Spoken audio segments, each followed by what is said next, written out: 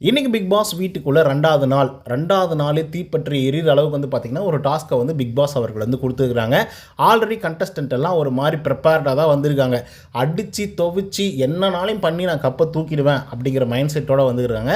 அதில் வந்து பார்த்திங்கன்னா ஜாக்லின் அவர்களை முதல் இடத்துலேயே வந்து வச்சுக்கலாம். அந்த லெவலுக்கு வந்து பார்த்திங்க அப்படின்னா சூப்பராக பர்ஃபார்மன்ஸ் எல்லாம் பண்ணிகிட்ருக்காங்க. எந்த மாதிரி கண்டென்ட்டை கொடுக்கணும், யார்கிட்ட என்ன மாதிரி கேள்வி கேட்கணும் அப்படின்றதுல பயங்கர தெளிவாக வந்து இருந்துகிட்ருக்காங்க. இதுதான் மிகப்பெரிய வாய்ப்பு அப்படின்றதுலையும் தெளிவாக இருக்காங்க.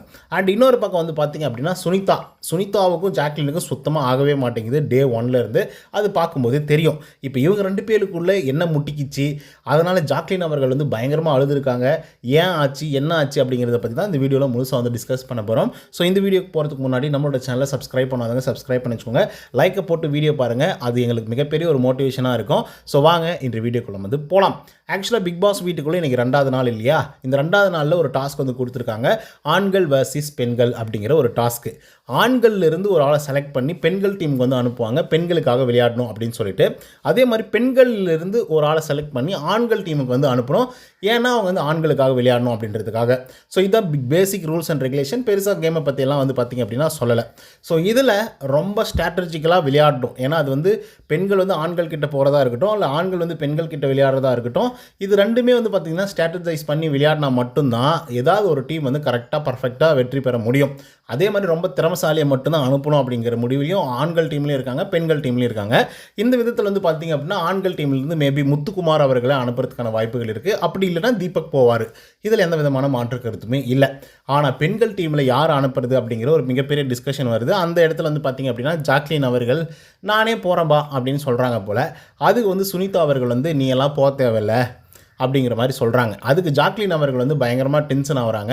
ஏன் நான் வந்து போகக்கூடாதுன்னு நினைக்கிறேன், ஏன் நான் எல்லாம் போனாக்க கேம் ப்ளே பண்ண மாட்டேனா அப்படின்ற மாதிரி வந்து சொல்கிறாங்க. அதே மாதிரி உங்ககிட்ட நான் அடாப்ட் ஆகலை, அதனால் வந்து போகக்கூடாதுன்னு நினைக்கிறீங்களா அப்படிங்கிற மாதிரி கேள்வி கேட்குறாங்க. அதுக்கு சுனிதா அவர்கள் வந்து என்ன சொல்கிறாங்கன்னா ரொம்ப ஹார்ஷாகவே சொல்கிறாங்க, ரொம்ப கரெக்டாகவும் சொல்கிறாங்க. இங்கே பாரு, நீ எங்கேனா படுத்துக்கோ, நீ வந்து இந்த வீட்டுக்குள்ளே வராத, இந்த பெட்டு மேலே படுக்காத, இந்த மேட்டில் வந்து உருளாத பெறலாத, அதை பற்றி எங்களுக்கு கவலையே கிடையாது. பட் இங்கே கேம் தான் முக்கியம்.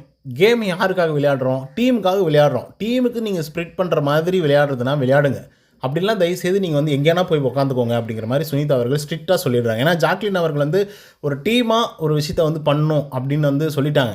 டீம் தான் அப்படின்ற போது இல்லை நான் வந்து இண்டிவிஜுவலாக தான் இருப்பேன் அப்படிங்கிறது ஒரு பக்கம் வச்சுக்கிட்டாலையும், விஜய் சேதுபதியிலேருந்து எல்லாருமே சொன்னதுக்கப்புறம் கூட இல்லை நான் வந்து பெட்டில் படுக்க மாட்டேன், நான் வந்து உள்ளே வர மாட்டேன் அப்படின்னு ரொம்பவே அடம்ப்டாக வந்து இருந்துகிட்ருக்காங்க.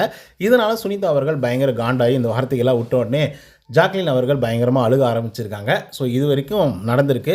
இதுக்கப்புறம் என்ன நடக்க போகுது அப்படிங்கிறத பொறுத்திருந்து பார்ப்போம். ஒரு பக்கம் சுனிதா சொல்கிறது கரெக்ட் தான் போல். ஏன்னா வந்து எல்லாருமே டீமாக விளையாடும் போது இந்த பொண்ணு மட்டும் நான்லாம் உள்ளே வரமாட்டேன் அப்படின்னு சொல்கிறது எப்படி இருக்குது? அதே மாதிரி சுனிதா அவர்கள் வந்து டீமுக்காக விளையாடும் போது டீமுக்காக மட்டும்தான் விளையாடணும், நீ தனியாக வந்து ஜென்ரலாக வந்து ஸ்கோர் பண்ணுறதுக்கெல்லாம் பார்க்கக்கூடாது, சோலோவா அப்படின்னு அவங்க ஒரு மைண்ட் செட்டில் வந்து சொல்கிறாங்க. ஸோ இப்போ நீங்கள் சொல்லுங்கள், சுனிதா சொல்கிறது கரெக்டாக இல்லை வந்து ஜாக்லின் அவர்கள் எல்லாத்துலேயும் நான் தான் இருக்கணும் அப்படின்னு சொல்லிட்டு ரொம்ப அடம்ப்டாக இருக்கிறது, தன்னை வந்து பெருசாக காமிச்சிக்கணும் அப்படின்னு நினைக்கிறது எந்த விதத்தில் நியாயம் அப்படிங்கிறத கமெண்ட்டில் சொல்லுங்கள். இந்த வீடியோ உங்களுக்கு வந்து பிடிச்சிருந்தா லைக் அண்ட் சப்ஸ்கிரைப் பண்ண மாதிரி அதிகம். இதே மாதிரி பிக் பாஸோட அப்டேட்ஸ்லாம் தொடர்ந்து நம்ம வந்து போட்டுக்கிட்டே இருப்போம். ஸோ கண்டிப்பாக ஸ்டே டியூனாக இருங்க. இன்னொருத்தோட சந்திக்கிறேன். Until then by from Uday. நன்றி, வணக்கம்.